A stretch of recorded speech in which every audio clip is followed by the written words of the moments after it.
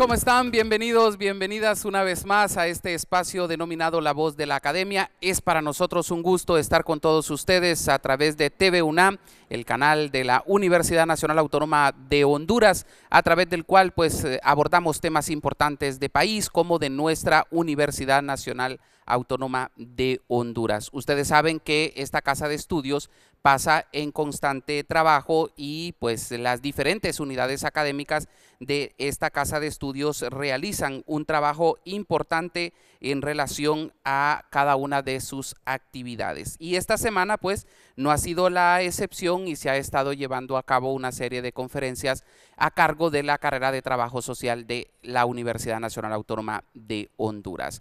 Hoy estaremos hablando con 3 distinguidos invitados quienes nos hacen el favor de acompañarnos y contarnos su experiencia de venir a nuestro país y conocer un poco más de esta casa de estudios. Les presento a la maestra María Eunice García. Ella es coordinadora académica de la Escuela de Trabajo Social de la Universidad Nacional Autónoma de México. Maestra, bienvenida, gracias por acompañarnos. Buenas tardes, mucho gusto. Un placer. También nos acompaña el doctor Henry Parada, él es de la Universidad de Toronto y también ha sido uno de los participantes en esta actividad. Bienvenido, doctor. Buenas tardes, de la Universidad Metropolitana de Toronto, claro. Así es. Gracias por la invitación. Gracias a usted por estar con nosotros. Y también de nuestra universidad está el máster Alexis Cerrato, quien es el coordinador académico de la carrera de Trabajo Social. Bienvenido, máster, a este espacio. Un gusto, un enorme placer poder estar con ustedes y también compartir de la experiencia que estamos desarrollando. ¿Y qué tal? ¿Cómo ha estado desarrollándose esta actividad?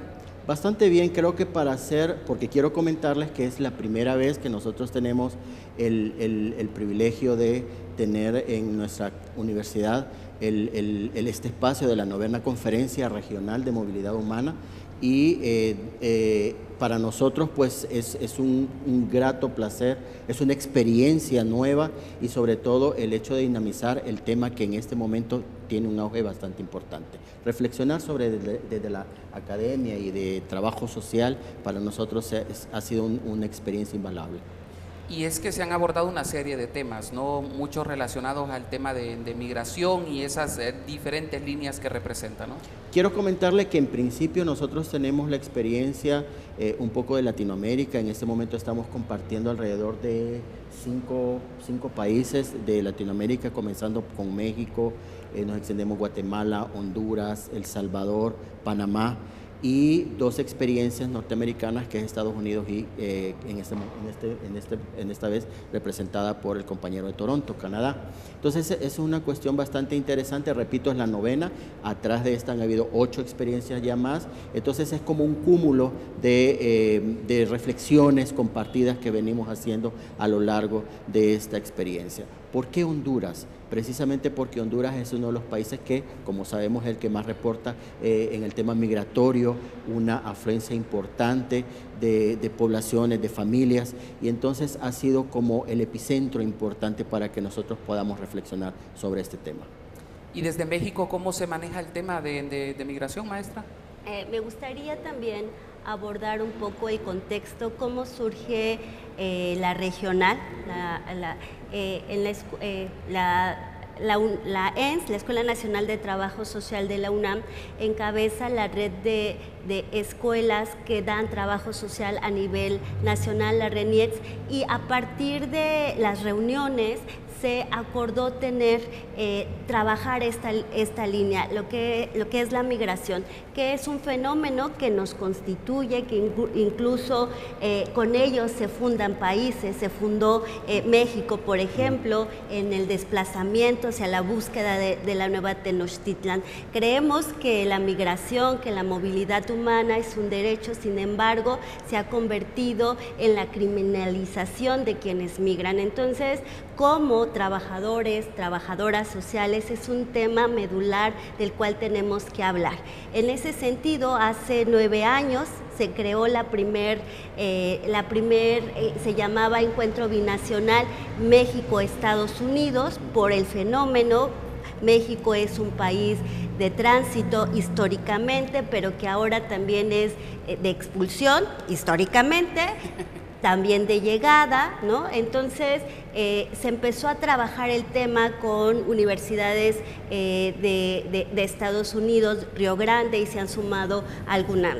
Pero por otro lado, también empezamos a hacer la multinacional México, Centroamérica, donde empezamos a trabajar con universidades de Honduras, desde la primera, la nacional, con Guatemala, con El Salvador, y empezamos a trabajar este tema. ¿Cómo se ve? Pues es una realidad que nos desborda, es una realidad que impacta, pero también es una realidad a la que muchos somos indiferentes. Entonces eso hay que cambiarlo, y estas mesas que se han trabajado han puesto las diferentes caras, las diferentes miradas, los diferentes fenómenos, es decir, desde ver la vulnerabilidad de la niñez, las desventajas que tienen las mujeres, las desventajas que tienen las personas que están migrando, el no pertenecer a una comunidad y venir de otra. Entonces nos ha puesto las miradas en trabajar este fenómeno desde su complejidad y desde el trabajo social.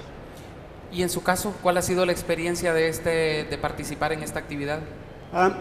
Yo vengo de Canadá como país recibidor de inmigrantes.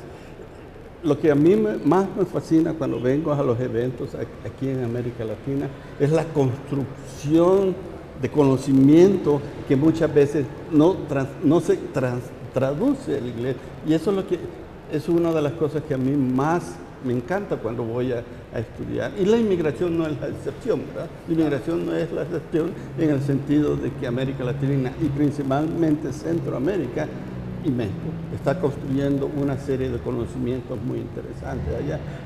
Como país recibidor de inmigrantes, México, Canadá depende de la inmigración. Y eso no estamos hablando simbólicamente, estamos hablando literalmente, ¿me entiendes?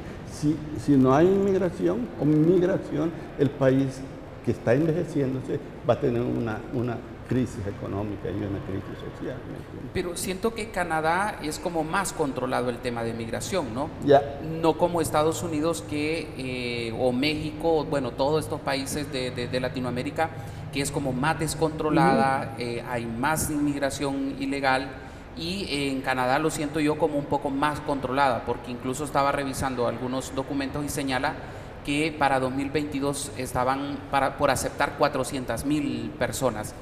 ¿Cómo lo han visto ustedes o han estudiado este caso? Me acuerdo de los nombres. Acuérdense que el 25% de la población canadiense es de origen de inmigrantes, ¿verdad? Y la ciudad de Toronto es 53%. Estamos hablando de una migración masiva, ¿verdad? En los últimos 3 años se está hablando de 500,000 de inmigrantes. Pero con la crisis que está pasando ahorita, se redujo drásticamente de 500,000 a 395,000 habitantes, inmigrantes que se van a aceptar este año. Y hay toda una estructura que recibe, que analiza y que determina la migración. Pero usted hizo un punto bien clave. Canadá es una isla, ¿verdad? Una isla en cuestión de migración, porque no pueden entrar del norte porque se congela, literalmente se congelan, ¿verdad? Y por tener el tercer país, el seguro, el que entra a los Estados Unidos no puede aplicar a Canadá automáticamente. Entonces, pero Canadá se comprometió a aceptar 100,000 venezolanos, colombianos y centroamericanos dentro del área, ¿verdad? Cada año. No sé si se ha llevado a cabo todo eso, ¿me entiendes? Y en nuestro país, ¿cómo se ha manejado este fenómeno de la inmigración? Es muy interesante porque casualmente yo estaba reflexionando sobre una parte fundamental, y es con el nuevo gobierno que se instala en Estados Unidos, y precisamente el tema migratorio tiene un punto de agenda crucial y no negociable. Y se viene encima la 9ª conferencia, entonces nos toca las puertas de algo que en este momento para nosotros como hondureños nos está haciendo más afectados. Mire, es una cosa interesante porque casualmente las estadísticas nos están diciendo que 1,000 hondureños están migrando y están desplazándose por diversas razones. Y una de las cosas es que nos preguntamos qué está sucediendo con la política, inexistente por cierto, en el tema migratorio, y por otro lado, qué es lo que está sucediendo a las puertas también de unas elecciones internas y las elecciones generales. ¿Cuál es la voz cantante que llevan los diferentes políticos de los partidos en función del tema migratorio? El tema migratorio cubre de importancia porque son centenares de familias las que están de alguna manera siendo sacrificadas. Y en este entonces vemos qué es lo que estamos haciendo nosotros como país para no seguir condenando ese tema. Siento que una de las cosas que nosotros hemos de alguna manera marcado y sacado ventaja es el tema de las, ¿cómo le llaman? Las remesas. Las remesas de un 27% ahora subió a un 30%. Pero lo ven como una situación en la cual el país vive de las remesas y realmente no es así. Una de las cosas que nosotros en los estudios recientes que hemos marcado pacta la importancia de que el migrante gana dólares, gasta dólares y lo que manda al país es lo que quizás ni siquiera le sobra. Pero digamos, por ejemplo, una relación, por darle un dato, es que el migrante gana $1,000 a la semana, gasta $900 y manda $100. Entonces al final es tan poco lo que el migrante puede de alguna manera trabajarlo en función de eso, y todavía nosotros los condenamos a los migrantes porque no tienen derechos laborales. Es decir, el migrante llega en una condición de desventaja en función de eso. Entonces son cosas que nosotros tendríamos que ver desde las diferentes aristas, un caso, un individuo, una familia, una comunidad, cómo se está viendo afectada en función de esto.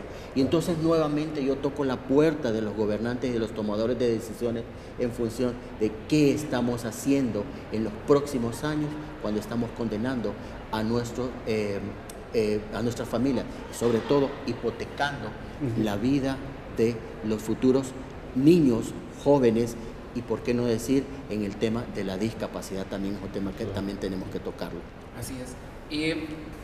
Con la llegada de Donald Trump al gobierno de Estados Unidos, nuevamente la frontera entre México y la nación y Estados Unidos se vuelve un tapón que restringe mucho el acceso a aquellos que buscan llegar a esta nación a tratar de cambiar la vida de sus familias.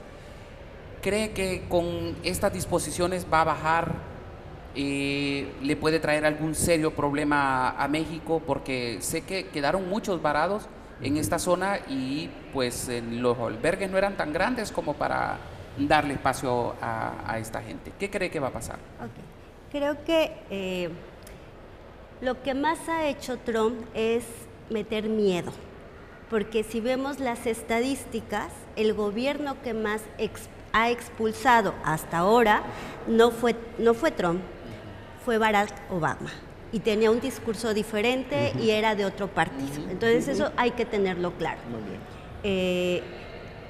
Pero lo que sí ha impulsado es el miedo en las familias que viven del otro lado, el miedo a los niños, las niñas que tienen el derecho todavía en Estados Unidos, porque además ha impulsado quitarles sus derechos fundamentales de poder asistir a la escuela, el poder tener un reconocimiento, ¿no? Entonces, ha impulsado este miedo de la gente, el miedo de los niños, miedo de los familiares. Ha impulsado, pues vemos día con día, sube el dólar, baja el dólar, y entonces estamos en una dinámica porque nuestros países latinoamericanos, centroamericanos, México, dependemos mucho de la política estadounidense. ¿Qué tenemos que hacer? Fortalecernos internamente para ya no tener que seguir expulsando más a nuestros jóvenes, a nuestras familias. Entonces, creo que se ha preparado desde el gobierno, han instalado centros de refugio para los mexicanos que retornan. Sin embargo, tenemos en las grandes ciudades muchos, miles de personas en condición de movilidad que se encuentran alojados, por ejemplo, en Tapachula. Tenemos ahí personas que vienen de Centroamérica, pero también hemos tenido personas que vienen de transcontinentales en búsqueda de llegar a Estados Unidos, personas de Venezuela que ya han hecho una gran travesía y que llegan a la frontera sur de México pensando que ya están cerca y les falta muchísimo de llegar, y ahora ya se les ha acabado esa esperanza de poder llegar. Yo creo que ahorita, en el aquí, en el ahora, más que las deportaciones masivas que ha estado anunciando y que hasta ahora sí han estado esos flujos, pero no masivamente como lo esperábamos en nuestros países, el miedo los ha detenido, la esperanza se les ha acabado, ¿no? Entonces creo que a la par de que tenemos que tener una política internacional, México ha firmado todos los acuerdos, sin embargo también se cambia. Acordémonos en el primer momento cuando Andrés Manuel llegó al gobierno, él anunció una política humanitaria, empezaron las amenazas y la cambió y se dio respuesta con la Guardia Nacional. Entonces, por esta vinculación tan fuerte que tenemos con Estados Unidos. Y creo que este problema también se está rebasando, sobre todo no en la gente deportada, sino en la gente que ya no puede seguir avanzando. A ellos, y en las mesas que hemos trabajado, es a donde tenemos que también cambiar la mirada, la política, cómo las personas que ahora se van a quedar en México se pueden integrar laboralmente, cuando también en México somos un país xenofóbico, tenemos un humor negro fuerte que no todos nos entienden, que también en México tenemos que terminar ese discurso, es que ¿por qué ellos y nosotros tampoco no tenemos trabajo? Y con ese discurso también empezamos a hacer discriminación, empezamos a llamarles. Hace rato en una mesa una colega decía, ¿por qué les decimos los centroamericanos? ¿Por qué les decimos el migrante?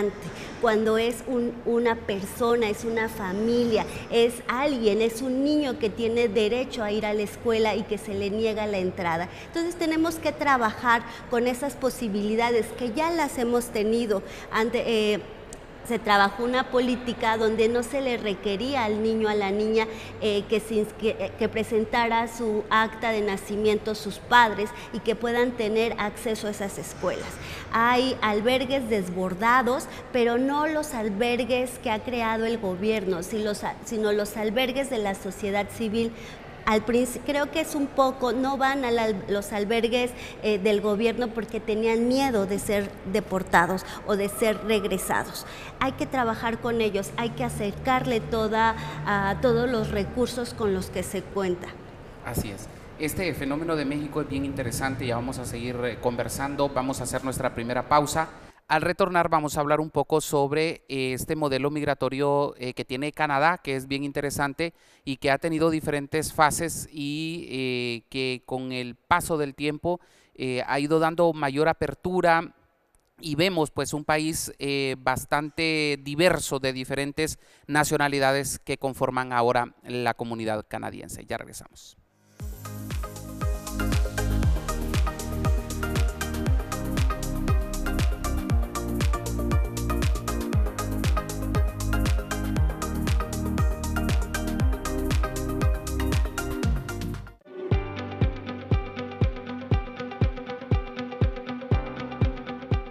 Información de escritores y escritoras hondureñas. Consejos sobre los libros que puedes leer. El análisis literario a cargo de los expertos. Los mejores precios en los productos de la librería universitaria. ¡Diálogos entre libros!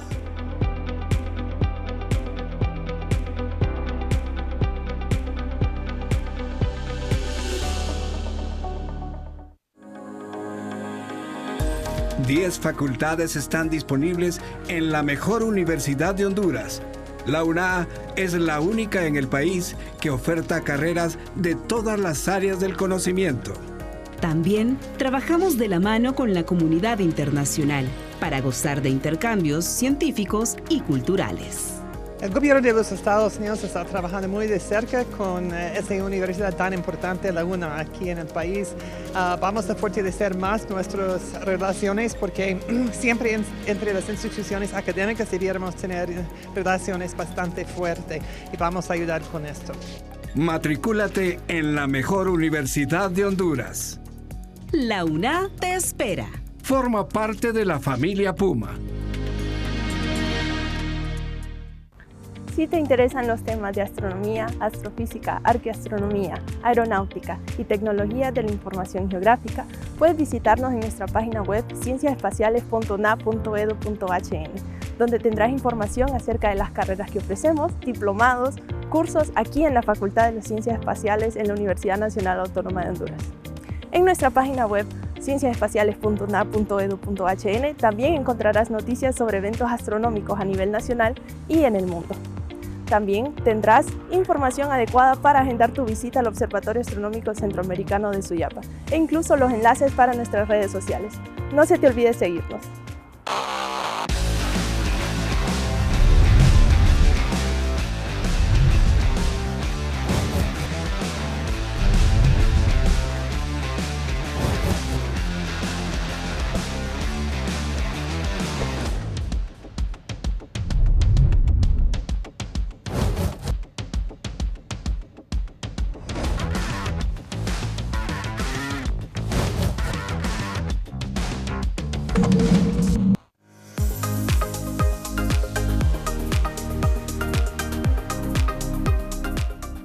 Gracias por continuar con nosotros. Estamos en directo a través de TV UNA y este es su espacio, La Voz de la Academia. Es importante pues para nosotros que ustedes conozcan el quehacer de esta casa de estudios con invitados internacionales como es esta 9ª conferencia que la carrera de trabajo social ha estado impulsando y que tiene que ver mucho con el tema migratorio, que tiene que ver mucho con el tema de movilidad, de ese derecho que como seres humanos tenemos a instalarlos en el lugar donde consideremos que es el adecuado para el bienestar nuestro y el de nuestros seres queridos. Y esta 9ª conferencia es la 9ª Conferencia Regional de Trabajo Social y Movilidad Humana de las Américas, un espacio de reflexión sobre la movilidad humana en el continente y que reúne a representantes de escuelas, facultades, departamentos y programas de trabajo social de Canadá, Estados Unidos, México, Centroamérica y Suramérica con el objetivo de fomentar el trabajo colaborativo. Esto es parte del quehacer de la carrera de trabajo social de la Universidad Nacional Autónoma de Honduras. Les decía antes de irnos a la pausa que hablaríamos un poco sobre el modelo migratorio canadiense, aprovechando que tenemos al doctor Parada aquí y que ha hablado un poco sobre este tema. Si me ayudan por favor con la diapositiva, y es que en ella nosotros vamos a reflejar que Canadá ha tenido en su historia 3 diferentes aproximaciones a la gestión de la inmigración y la diversidad.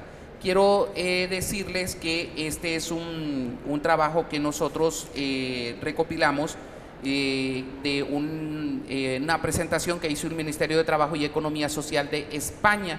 En él pues habla que la primera se dio entre 1867 a 1967, que ha sido una política restrictiva de admisión restringida casi exclusivamente a la población blanca, cristiana y británica que promovía el monoculturalismo.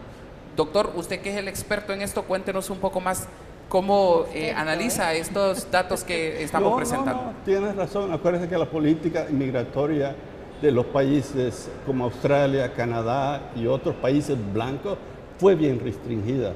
La política contra los grupos chinos, la política contra los grupos sikh, no se les aceptaba, no se les permitía tener la ciudadanía. Entonces, a través del, en 1967, con la convención que Canadá firmó, empezó a recibir migrantes de otros países, ¿verdad?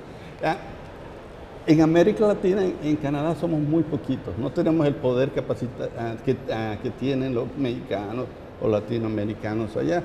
La razón por la cual yo les digo eso, porque se define que hay 4 generaciones de inmigrantes latinoamericanos hacia Canadá. La primera fue durante los ecuatorianos que inmigraron, la segunda fue lo de los golpes militares, argentinos, chilenos, Brasil. La tercera, la inmigración centroamericana, y la cuarta, la que estamos viviendo ahorita, es la migración tecnológica que Latinoamérica está proveyendo hacia Canadá.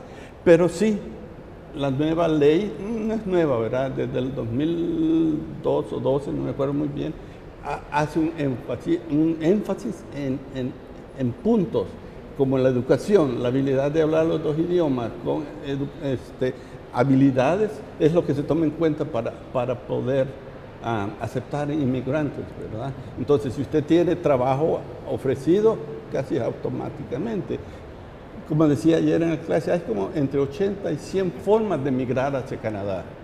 Y la que se está haciendo más usada ahorita es la de los estudiantes internacionales. Llegan allá, están 2 años o 1 año cuando terminan la maestría y el doctorado, y el ministerio los invita a aplicar para 3 años que puedan trabajar, y después de esos 3 años puedan obtener la residencia en el país.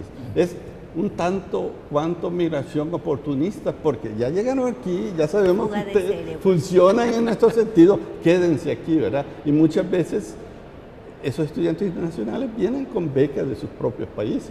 Así es. Y también está la segunda, entre 1967 al año 2000, a través de una política de sistema de puntos basada en el capital humano como criterio de selección de inmigrantes, en lugar de criterio étnico o nacional, y acompañada de una política nacional multiculturalista. Esa migración todavía tiene prevalencia, Acuérdense que el multiculturalismo se desarrolló relativamente hace poco, ¿me entiende? Pero aún hay migración que todavía no refleja el capital humano, ¿verdad? En el sentido de que esa es la queja que se hace, de que entra mucho inmigrante que la industria, vamos a hablar neoliberalmente, que la industria no puede ocupar o utilizar. Entonces hay un movimiento bien fuerte de que las necesidades del país deben determinar la migración, ¿me entiendes? Y hay otros que dicen, no, la migración es migración, no tiene que tener nada relacionado con el capital humano. Por el crecimiento poblacional de Canadá, que se requiere de que haya una migración constante. Pero ese de capital humano todavía está fuerte y todavía se espera, todavía está en las políticas de gobierno nacional canadiense, ¿no? Así es. Y en tercer lugar, desde el año 2000 hasta la actualidad, una aproximación hacia la inmigración más mercantil, cada vez más dependiente de la fuerza de trabajo temporal. Exacto, lo que estamos hablando ahorita. Entonces, hay con la neoliberalización del gobierno canadiense con respecto a las políticas migratorias, ha hecho precisamente: esto es lo que necesitamos, esto es lo que nos vas a ofrecer, y el cuarta ola de migrantes son aquellos que tienen capacidad técnica de conocimiento. Pero acuérdense también, hay 2 movimientos, la de alta capacidad y la de poca capacidad. Aquellos trabajadores temporales de México, Guatemala, Jamaica y otros países que van allá, están 4 meses y de regreso, ¿verdad? Entonces ese es el mercantilismo, ¿me entiendes? Que las Naciones Unidas dijo que hay que tener mucho cuidado porque ese casi es un proceso explotativo, ¿me entiendes? No todo es ideal allá, ¿verdad? Porque hay críticas fuertes de cómo los trabajadores temporales se les está tratando, ¿me entiendes? Y es una explotación clásica. Sí, claro. Clásica, ¿no? Claro. Y por eso les digo de que son historias diferentes las que vivimos. En Canadá, como les digo, es como una migración más controlada. En estos países es más descontrolada, más buscando obviamente el bienestar de ellos y de su familia, pero saltándose todas las normas de esos países. México lo ha sufrido mucho. Recuerdo yo cuando llegó aquellas olas de migrantes a la frontera norte, y mirábamos, incluso se hizo famosa una hondureña caravana. Exacto, entonces eso le trajo serios problemas a México y creo que todavía siguen como arrastrando parte de esos problemas, maestra. Pues sí, fue todo un fenómeno las caravanas migrantes, porque si bien ha sido histórico la migración, recordémonos que cuando en los países centroamericanos de Centroamérica, que compartimos muchos raíces culturales, el idioma, somos mayas, ¿no? Parte de ello. Pero cuando estuvieron los movimientos armados tan fuertes, pues había mucha de Guatemala, de El Salvador, migrantes en México, y que ha sido histórico, pero llegaban familias, llegaban de a poco. Las caravanas se conformaron y se creó todo un fenómeno que hay muchas voces diciendo que si eran financiados o no, no sabemos. No tenemos la certeza, pero lo que sí tenemos es una certeza de que las familias salían de sus lugares de origen en busca de un sueño y que también estas caravanas se organizaban y daban seguridad a la gente que se construían. Había esas voces de que si vamos juntos nos protegemos, si vamos juntos, sí, caminamos juntos, hacemos comunidad, la configuración de las mujeres con la comida, el cuidado de las niñas, de los niños, con estas funciones tradicionales que se le han impuesto a la mujer, pero que finalmente era un acompañarse, ir caminando juntos. Sabemos la historia de la bestia y con tantos testimonios que gente que sale sana con todos sus órganos de sus países de orígenes, se caen de la bestia, pierden algún miembro de su cuerpo, la gente se cae. Entonces creo que se configuró como un caminar juntos, un caminar en comunidad, un caminar nos protegemos. Pero sí creo en ciertos puntos el asombro, o sea, en Tapachula, que están acostumbrados a que siempre está fluctuando los migrantes, fue todas nuestras plazas, nuestros espacios públicos estaban llenos de personas que no eran de la comunidad, ¿no? Entonces sí fue todo un fenómeno, sigue siendo un fenómeno estos caminos. Al principio había la oferta de que fueran en camiones, después las políticas en Estados Unidos no, y entonces ha estado trabajándose en ello. Se han querido tener medidas de darles un espacio, y en la Ciudad de México se instalaron, por ejemplo, albergues en los deportivos, en espacios públicos para poder brindar el alimento. Hace rato dije, somos un país que hay rasgos xenofóbicos, pero también somos un país donde también hay recibimiento, ¿no? Hay historias de todo, hay desde las personas, tenemos aquellas mujeres que en Veracruz, en el estado de Veracruz, daban comida en las bestias, o que se recibe en las bestias, las personas que iban en la bestia, o los espacios, las iglesias, la gente en las comunidades que empieza a dar, pero también empieza a verse la indiferencia, ¿no? De decir, bueno, ya es cotidiano, ya es parte de, vemos que ahora,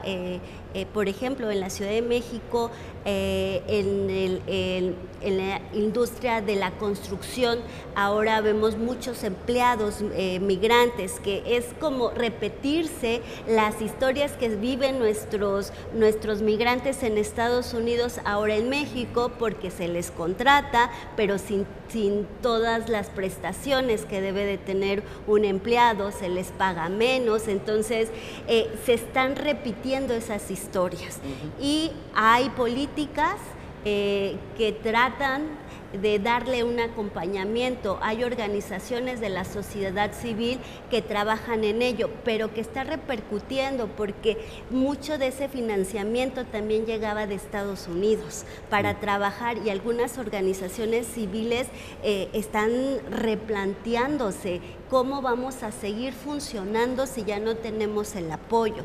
Entonces, aquí se necesita de unir esfuerzos entre los gobiernos locales, el gobierno federal, las organizaciones civiles, sociales, pero también la academia. ¿Qué hacemos desde las universidades?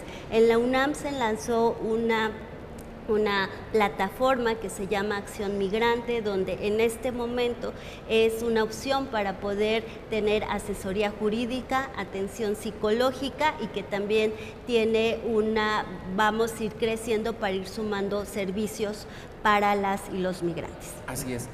Y esta novena conferencia logra, ¿no?, que todos estos datos se reúnan en un solo sitio, se puedan compartir esas experiencias y obviamente que cada uno lleve un conocimiento extra de lo que está pasando en cada uno de estos países. Sí, es que realmente esto nos motiva a nosotros porque nos permite como detenernos un poco y, como decía nuestra colega por acá, es ver qué estamos haciendo nosotros, cuál es el aporte esencial que estamos dando en función de un tema tan trascendental. Le voy a comentar una situación que se me viene a la memoria cuando estaban compartiendo los compañeros, y es que un político lleva de campaña: si yo llego a ser diputado, voy a solicitar a Estados Unidos que pasemos a formar parte de Estados Unidos. Es como tener esa bandera la más fácil en función de, bueno, ya no va a necesitar el migrante irse para allá porque ya vamos a ser parte de. Entonces son cosas que al final nos detenemos y empezamos a ver esa crudeza en función de cómo se está trabajando el tema migratorio y cómo se está buscando ventaja de. Entonces, precisamente estas conferencias nos permiten a nosotros, desde la experiencia misma y el compartir esas experiencias, ver qué hemos dejado de hacer nosotros, que podemos incorporarlo, pero también debatir esta parte. ¿Por qué? Porque igual México está pasando por esa situación que está siendo parte de la casa de Latinoamérica. Temporal o una función de una vida nueva, pero está siendo parte de ello. Y es como Estados Unidos y Canadá están deteniendo esta migración que se espere ahí, por mentira o verdad, pero está teniendo esa situación. Entonces, nosotros mismos también estamos pasando por esta parte de los venezolanos, que también está siendo una casa temporal, y que todos nosotros lo sabemos. Entonces son cosas que nos detienen a pensar, repensar también en función desde la academia, cómo estamos haciendo aportes investigativos desde lo cuantitativo y cualitativo, en ese margen, en ese horizonte, en función de buscar mecanismos que ayuden a las otras instancias de favorecer desde esta mirada científica. Entonces yo creo que esos son aportes importantes que debemos de contribuir. Así es. Y ahorita que usted mencionaba el caso como si a Puerto Rico le ha ido de maravilla, ¿no? Exacto. Uno dice, o sea, ¿en qué mundo vive, no? Y claro, qué falto de amor a la patria, ¿no? Exacto. Definitivamente son casos que, bueno, desde este lugar nosotros nos ha llamado poderosamente la atención ese tipo de ideas, de ideotas, vamos a decir, porque no es así como vamos a solventarle los problemas a un país, completamente. Vamos a hacer una nueva pausa. Al retornar vamos a hablar un poco sobre las mujeres y niñas migrantes en Centroamérica, que es otro tema que se ha abordado en esta novena conferencia que se ha desarrollado aquí en la Universidad Nacional Autónoma de Honduras. Ya volvemos.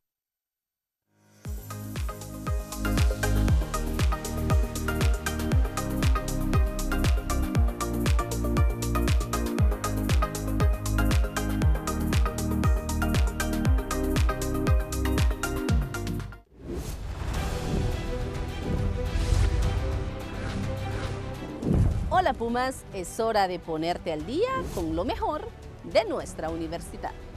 Les presentamos el resumen noticioso de la mejor universidad del país, la Universidad Nacional Autónoma de Honduras. Y no es todo, además tendrás los tips más útiles para tu vida universitaria y mucho más.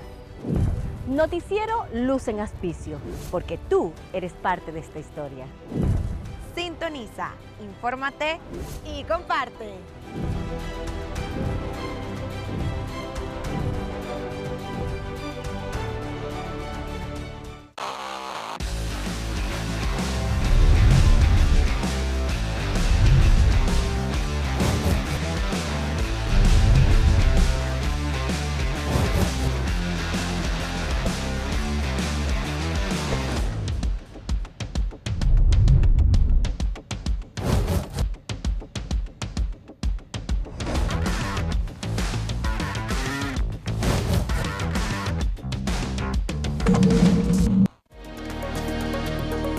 La Universidad Nacional Autónoma de Honduras cuenta con carreras únicas en el país, cuya finalidad es contribuir a la mejora de la calidad de vida de la población hondureña.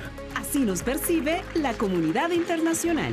Nos ha dejado una buena impresión porque lo que se percibe es que están trabajando por una educación de calidad. Eso sí, se suscitan muchos intereses porque creemos que los proyectos, los intercambios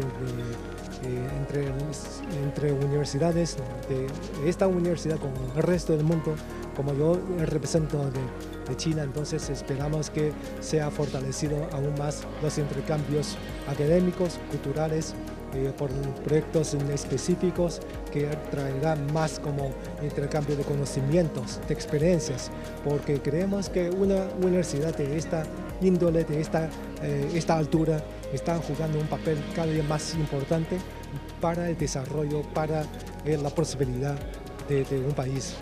Matricúlate en la mejor universidad de Honduras. La UNA te espera. Forma parte de la familia Puma. En el plano internacional, la UNA por primera vez en la historia ocupa el primer lugar de universidades centroamericanas en el ranking CIMAGO, ranking que refleja el impacto del conocimiento generado por una institución en la comunidad científica internacional. De esta misma forma, en el año 2019, recibió por parte de HCERES el certificado de acreditación del Alto Consejo de Evaluación de la Investigación y la Educación Superior, convirtiéndose en la primera macrouniversidad de Centroamérica en ser acreditada por el ente francés. Somos UNA. UNA, nueva historia.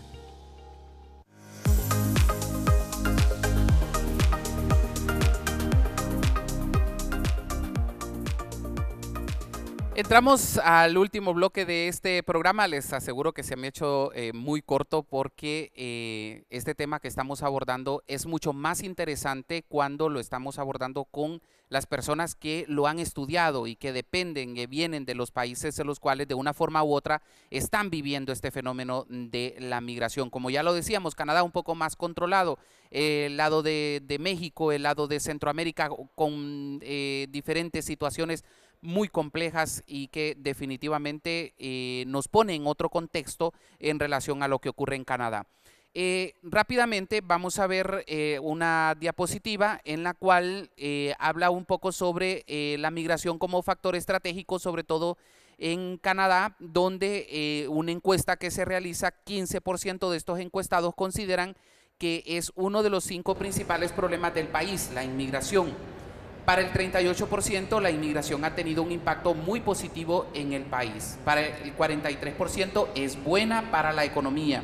El 40% considera que la inmigración está causando en Canadá cambios que no les gustan. Y el 51% de los canadienses consideran que la prioridad debe ser dada a los inmigrantes que tengan más alta educación y puedan encajar mejor en ciertas profesiones. Esa fuente de esos estudios. Claro que hay grupos conservadores que consideran que la migración es un peligro es un peligro porque va a afectar la población blanca, ¿me entiende? Hay un peligro xenofóbico, hay un peligro en ciertas áreas del país que son más conservadoras, que consideran que la inmigración los va a sustituir. O sea, ustedes han oído el lenguaje racista, xenofóbico de algunos grupos nativistas blancos que consideran de que si hay muchos inmigrantes va a tener problemas. La cuestión es que en Canadá la crisis de casas ha sido un proceso desde hace mucho tiempo, pero se ha agudizado con el haber aceptado 1,5 millones de inmigrantes en 3 años, ¿verdad? Y como les digo, Canadá cuando se cambia lo que ellos quieren hacer, se pierden, ¿me entiendes?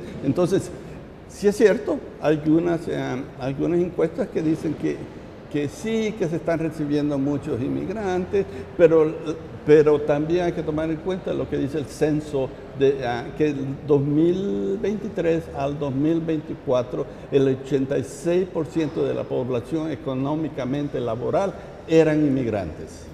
¿Me entiende? Entonces, la necesidad del inmigrante tal vez no lo podamos ver en la cotidianidad, pero si usted va al centro de Toronto, un colega me dijo, porque es que aquí veo a todo mundo, pero no veo canadienses, y le pregunto, ¿usted está refiriendo a los canadienses blancos? Tal vez no, pero aquí todos somos canadienses, no se le olvide eso. Un colega que venía de México, así, decía, aquí no veo muchos canadienses, pero le pregunto, ¿y yo qué soy? Le digo, pero es que la concepción blanca de quién es el canadiense, porque ya eso es un mito, ¿verdad? Claro que la población mayoritaria son blancos, rubios, de ojos azules, ¿verdad? Pero más y más se está, ¿cómo le digo? Esas son palabras, hay más inmigración que se está integrando, hay una inmigración con mucho éxito, hay una inmigración profesional con mucho éxito, pero también hay una inmigración, como lo que mencionamos ahorita, de la movilidad de los trabajadores temporales que necesitan aún un poquito más de protección, ¿entiende? Laboral. Así es. Y pasando al tema de las mujeres y niñas inmigrantes centroamericanas, ¿cómo está el asunto? ¿Cómo lo han podido ustedes manejar en esta 9ª conferencia? Casualmente hoy en la mañana, el día de ayer y hoy, pudimos reflexionar sobre el tema de niñez, por un lado, y hoy en la mañana el tema de género. Y nos llamaba poderosamente la atención que en la primera investigación que se refería de niños, hablaban de 2 escalas, de 0 a 11 años y la otra de 12 a 17 años. Y nos llamaba la atención porque precisamente un buen porcentaje de niños se va solo, sin ningún amparo de familias. El resto, pues obviamente, con sus familias. Entonces, en función de esto, y obviamente Honduras marca un índice bastante interesante en función de como país expulsor de niñas. Entonces, en este sentido, vuelvo nuevamente a repetir el tema que nuevamente estamos condenando el futuro de nuestra niñez en función de que no tengamos ese auxilio de una política propia que nos permita tomar en función de esto. Y el otro tema también en el tema de género, que también es un tema que tenemos que tocarlo, porque la vulnerabilidad de la mujer en función de estos estadios, la violación a que son expuestas y todo ese tipo de centenares de problemáticas que sufre la mujer en función de ese tránsito que tiene, nuevamente nos pone en tela de juicio qué es lo que estamos haciendo nosotros como país. También volvemos nuevamente al tema de qué estamos haciendo como carrera, qué estamos trabajando en función desde la academia para reflexionar en estos temas. Y sobre todo hay un tema importante que yo quisiera también reflexionar, es que nosotros no estamos escribiendo para que otros puedan trabajar, es decir, autoría hondureña, que podamos decir así estamos y así vamos. Entonces son cosas que nosotros debemos de trabajarlas con responsabilidad. Yo creo que este es un tema que debe de verse con responsabilidad desde todos los escenarios, sectores y actores que confluimos en este tema. Así es, tenemos unas diapositivas, vamos a analizarlas. En el año 2020 De los 16,2 millones de migrantes de Centroamérica y México, el 48.7% eran mujeres, o sea, la mitad de esos emigrantes eran mujeres. Qué fuerte, ¿no? O sea, antes mirábamos más que eran hombres los que dejaban su casa, dejaban a su esposa, dejaban a sus hijos, se iban a trabajar. Ahora vemos que la mujer también ha tenido que salir. El fenómeno migratorio en Centroamérica afecta particularmente a mujeres y niñas, quienes enfrentan desafíos en todas las etapas del trayecto, incluida la violencia de género, la discriminación y la vulnerabilidad ante situaciones de trata, secuestro y asesinato. Maestra, ¿qué opinión le merece esto a usted? Bueno, hace rato decía que las poblaciones, si las ubicamos por sector, que mayor vulnerabilidad tiene son las niñas, los niños y los adolescentes. ¿A qué se enfrentan en estos trayectos? Como usted mencionó hace rato, ha cambiado. Antes los países expulsores expulsábamos a jóvenes en edad laboral. Ahora, y voy a revolver un poquito, las caravanas nos dieron muestra que en las caravanas iban familias completas. Niñas, niños,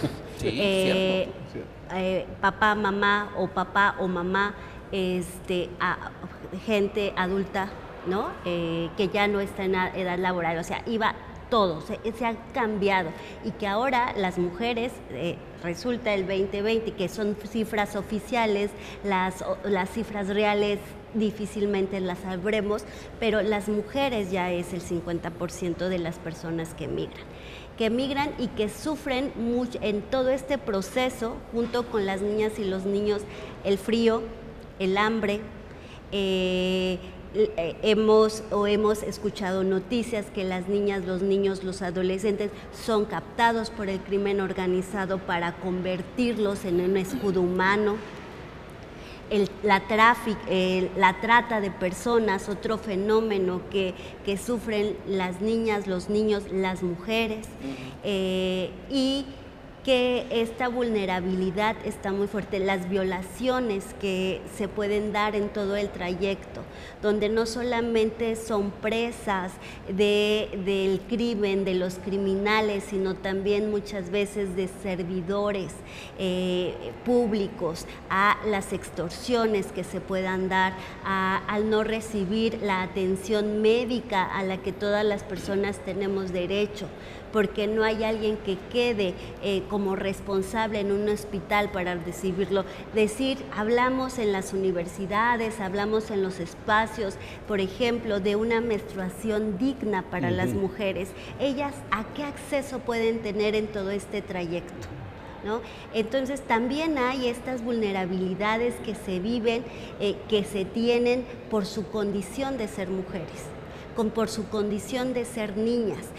Hay una escena que se retransmitió en las noticias de unas niñas que fueron aventadas desde el muro fronterizo donde son arrojadas, y que las familias confían en que al pagarle al pollero van a estar protegidas y van a estar acompañadas. No, estas niñas, estos niños, estas mujeres sufren todas estas violencias físicas, violencias emocionales, violencias culturales.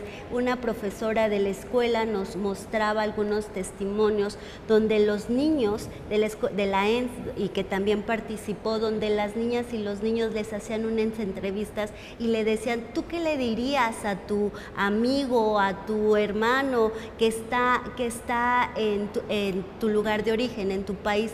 No vengas para acá, quédate. ¿Qué extrañas? Mi cama. Así. ¿Qué extrañas? O sea, a todo eso se enfrenta. El adulto, si bien va consciente de que va a hacer una travesía, se encuentra con miles de sorpresas. El niño no lo sabe. El niño se está construyendo. ¿Cómo se construye ese niño, esa niña en esta travesía? Todo lo que absorbe, ¿no? Exactamente. Vamos a ver, otro dato importante que tenemos aquí es que, de acuerdo a un informe del ACNUR, en la frontera Panamá-Colombia, al menos una de cada 4 mujeres migrantes, refugiadas y solicitantes de asilo han experimentado maltrato o abusos en su travesía. Un 25% de los grupos familiares viajan con alguna mujer o niña, siendo el tránsito la etapa de mayor riesgo. O sea, vemos que la mujer no se ha quedado atrás en este caso también, y le ha tocado pagar, creo que la factura más cara, ¿no? de todo este proceso. ¿Usted qué opinión le merece? Fíjese que eso me trae a colación, vuelvo en la reflexión que se hacía hoy en la presentación del tema de género, y precisamente una de las cosas que hacían mucho hincapié es que la mujer está migrando por temas de inseguridad en su propio país. Y una de las cosas que también lo hacía era precisamente porque esa inseguridad se traslada a la familia y a los hijos. Es decir, el hijo que está siendo atrapado o adoptado por el crimen organizado, por las maras, pandillas, entonces se ve vulnerabilizado ante esa situación, lo que hace que expulse juntamente con su familia y en este caso con la mujer. Y otro tema importante que nos decía y reflexionaba era precisamente el hecho de ser mujer y de ser niño y de ser niña, ya lo marca con nombre y apellido en la travesía que va hacia la cuestión de migración. Entonces, son cosas que nosotros debemos de marcarlas con mucha cautela y sobre todo con mucha preocupación, pero principalmente con la responsabilidad que nos obedece. Así es, y rápidamente vamos a presentar la última diapositiva porque hay datos bien interesantes y quiero que podamos abarcarlos porque estamos por terminar el programa. En 2022, alrededor de 250,000 migrantes cruzaron el tapón del Darién, uno de los trayectos más peligrosos del mundo, que se extiende por aproximadamente 160 kilómetros entre Panamá y Colombia. Si bien hubo un descenso temporal de migrantes en el último trimestre de 2022, la tendencia sugiere un nuevo crecimiento en los flujos, con más de 80,000 personas cruzando en los primeros 3 meses de 2023. 2 de cada 10 mujeres y niñas migrantes reportaron haber sido sobrevivientes de violencia de género, sexual, física y psicológica, mientras cruzaban la selva del Darién. Esta gente que viene del sur, incluso de algunos países asiáticos, esta gente la ha visto bien complicada en esta zona, no digamos el resto del trayecto, porque el trayecto por Centroamérica no es fácil, y el trayecto por México tampoco es fácil. Entonces se han visto bien complicados y han sido datos bien duros los que nos ha tocado ver y nos ha tocado cubrir en este mundo del periodismo. Quiero agradecerles el tiempo que se han tomado para estar con nosotros. Felicidades por ese trabajo que han realizado. Muchísimas gracias. Dejen alto nuestra universidad, que obviamente es lo que nosotros buscamos como la máxima casa de estudios de Honduras, y a ustedes por creer también en nuestra universidad y creer también en el trabajo que aquí se realiza. El compartir estos trabajos que ustedes hacen es muy importante y definitivamente nos ayuda a trascender en este mundo y sobre todo poner en contexto estos temas que son tan primordiales y tan importantes y que cada gobierno debería de asumirlos con mucha responsabilidad, porque es más que necesario. Sus palabras antes de terminar, doctor. Bueno, yo agradecer la invitación de la Universidad de Honduras, el que me permite seguir aprendiendo y ver los aspectos comunes que todos tenemos como seres humanos y como latinoamericanos para enfrentar los riesgos de la migración, ¿no? Así es. Sus palabras, maestra. Pues también agradecer la anfitrionía de la universidad, de la carrera de trabajo social. Somos Pumas, también. Somos Pumas. Tenemos una gran responsabilidad desde el trabajo social, una responsabilidad social, donde el profesor es también sociólogo trabajador social, entonces donde la teoría y la práctica van juntos, donde en las mesas se hablaba de las investigaciones, pero también de las acciones. Pero esta acción no puede quedar solamente en una profesión, nos tenemos que unir todos el periodismo es importantísimo para hacer conciencia y para también llegar a miles de personas. Y creo que con ello vamos a ir haciendo un trabajo multiprofesional y un trabajo colaborativo. Unirnos como universidades es importante porque solamente así podemos hacer un bloque, un muro diferente, un muro humanitario, hacer puentes. Así es, y aquí hacemos MASH, ¿no? Sí. Su palabra. Bueno, igual agradecerles a ustedes también por querer compartir en un tema tan importante. Yo creo que una hora para nosotros es ni siquiera el inicio de un tema tan trascendental que es el tema migratorio. No, y con lo rico de los temas que ustedes presentaron. Correcto. O sea, esta conferencia estuvo Sí. llena de temas, pero impresionante, Sí. ¿no? Así que yo esperaría que la 9ª conferencia sea quizás un tránsito más, esperamos la 10ª ya, así que tenemos camino por recorrer, sobre todo desde la academia. Trabajo Social siempre estará dispuesta a servir, a apoyar, a llegar a esos lugares, a esas familias que, como siempre, dentro de nuestros 53 años que tenemos de existir dentro de la máxima casa de estudio, hemos dicho presentes a las familias, a las comunidades, al mismo sistema. Así que vamos a seguir adelante. Muchísimas gracias. Gracias a ustedes también por acompañarnos. Nosotros siempre buscamos de que estos temas sean de interés para todos, que conozcan a profundidad el tema de la migración, porque no solamente es decir, mañana me voy y a ver qué pasa en el camino, sino es analizarlo, pensarlo y ver qué ventajas trae o qué desventajas puede traer, incluyendo pues el hecho sentimental, porque dejamos a una familia atrás, a una madre, a un padre, hijos, hermanos, sobrinos, y hay que poner ese contexto o buscar otras alternativas para poder mejorar la vida de todos y cada uno de nosotros. Muy agradecido, muchas gracias a ustedes también por acompañarnos a través de TV UNA. Soy Franz Rivera, los espero mañana a partir de las 3 de la tarde aquí en su canal. Hasta entonces.